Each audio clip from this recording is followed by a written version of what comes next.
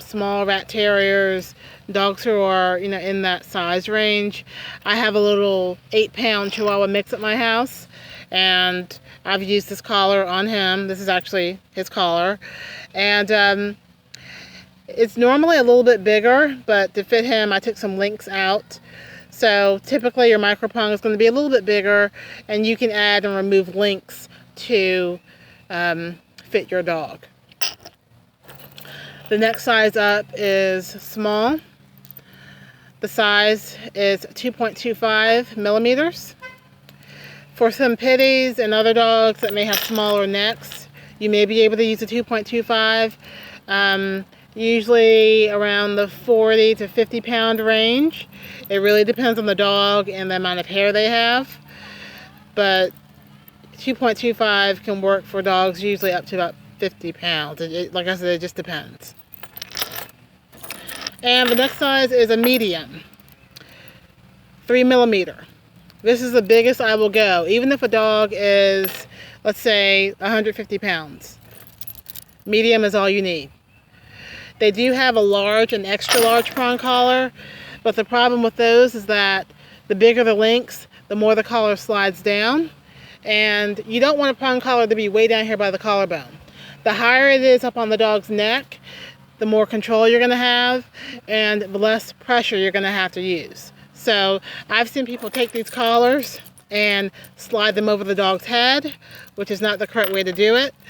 And, it's not supposed to be made as like a necklace. You're not supposed to use this as a necklace for your dog. So before you use the collar, you're going to need to take one of these links apart. And I'm going to show you how to do that right now. So basically what you do is push up, squeeze, and pull apart. To put it back in, you want to squeeze the prongs, line them up with the holes right here, push down, and that's how you put it back together.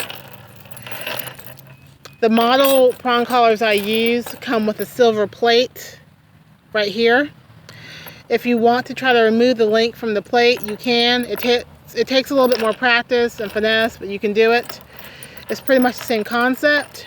Push up, squeeze, and pull out. To put it back in, line the tips of the prong up with these holes right here.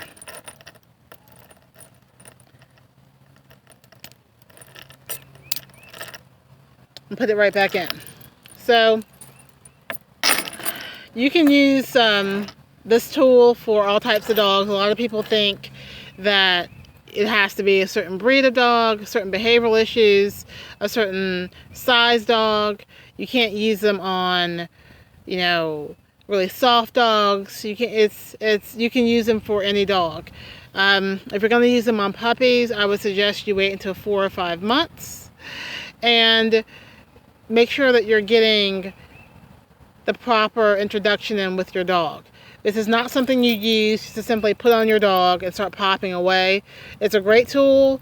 It looks like it's magical and all that. It changes a lot of behavioral issues, but you still have to know how to use it. So I've seen people with prong collars on their dogs and the dogs still pull. They're still tuned out. And a lot of it has to do with not being introduced properly.